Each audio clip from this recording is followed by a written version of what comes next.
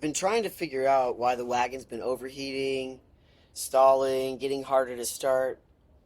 I finally did a compression test and I found a real problem.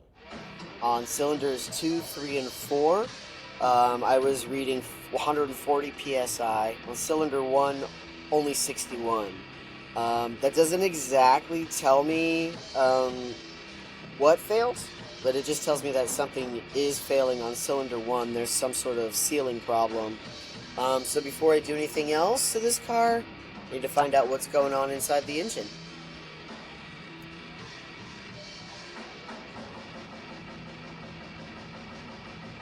So this didn't start with just one obvious failure. There were a bunch of things that may or may not all be related. It become really difficult to start. I'd have to cycle the key on a few times. That seemed to help, but then after that it cut out once when I was accelerating. I think that's when the head gasket came. So getting on the freeway, normal acceleration, I felt it, and then kind of cut out for a second. It didn't stall all the way, but kind of kept going. But eventually we are to the point where it's stalling. I have to give it a little bit of gas to keep it running at stop signs. So it was also overheating and pushing coolant out here like a geyser. That is also a really good sign that something bad is happening. I had even replaced the thermostat over here, and that didn't really even give us any help. The problem didn't go away. So now, I mean, at this point, replacing more small parts and hoping for the best probably isn't the best strategy. We really need to dig in and check the basic condition of this engine. So I started by pulling out the spark plugs. The plugs from cylinders 2, 3, and 4 were pretty black and sooty, what I was expecting, but the one from cylinder 1 looked really different. There was liquid on the end of the spark plug, and I know that's not normal.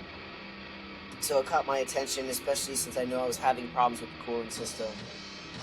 It didn't prove that coolant was getting into the cylinder, which I can kind of say, like, I'm positive that there's coolant in there. I could see the green kind of, but until we tear it apart, we're not going to know exactly what it is. So we're just going to treat that as another clue, not a diagnosis.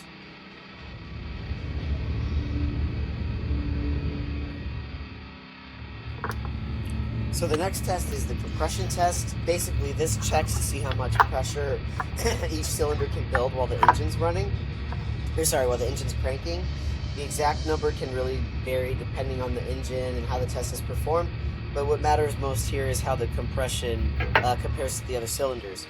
So it's pretty easy. You just take the threaded end and you put it right in here where the spark plugs go.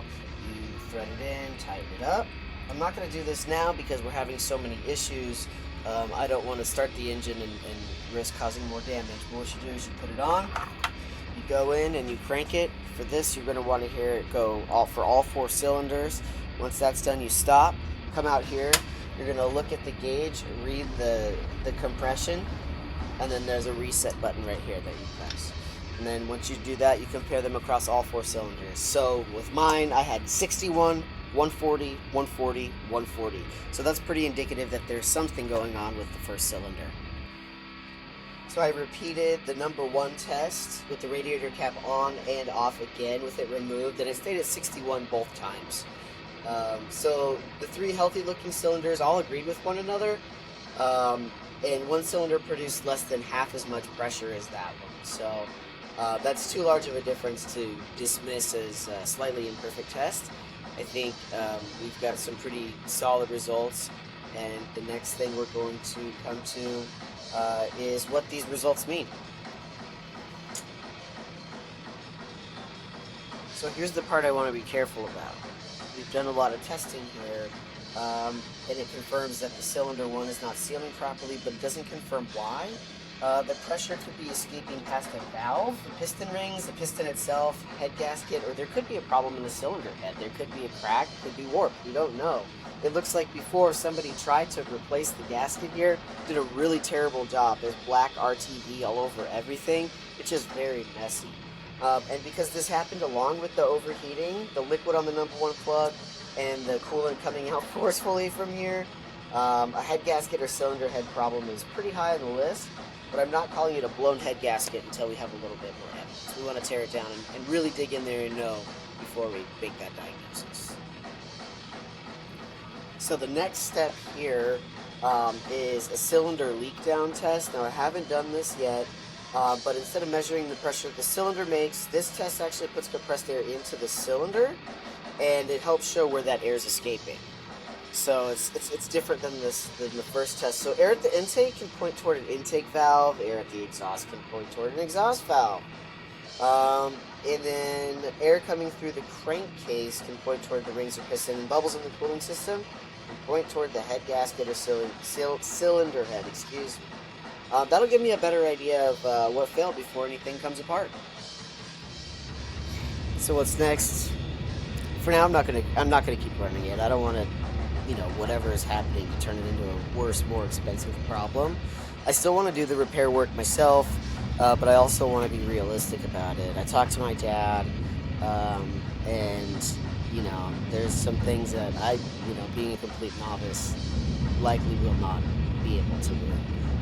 I also have to be honest about what I can handle. I don't have the experience. I don't. I don't have all the tools or a good workspace to take all of this out in the driveway. I have neighbors. I live in the city. It's hard. But my dad and I still need to figure out whether we can tackle it together. If the head does come off, it'll need to be checked by a machine shop, obviously, to make sure that it's not warped or cracked. And then there are the gaskets, the machine work that has to be done, replacement parts, whatever else turns up, when everything's apart. You can always find something else to fix in there. Because I'm currently still looking for a job, I can't pretend that cost is a small detail. So all the paint, the interior, cosmetic work, everything is now on hold. There's no point in really, throwing more money into this thing until I can figure out exactly what's going on and how we're going to get it fixed. So, we'll see what it takes to get the wagon mechanically solved. So that's where the project's at right now. Cylinder 1 has a really bad problem. I still need to determine exactly what kind of problem it is, to see what that repair is going to involve, how much it's going to cost, and whether my dad and I can do it ourselves. It's super really frustrating, but at least I finally have a useful answer, right? Like, I've been doing a lot of troubleshooting and have just been, maybe, but I think now I have a useful answer. The wagon's staying parked until I know more. I don't want to damage anything worse. So until then, peace.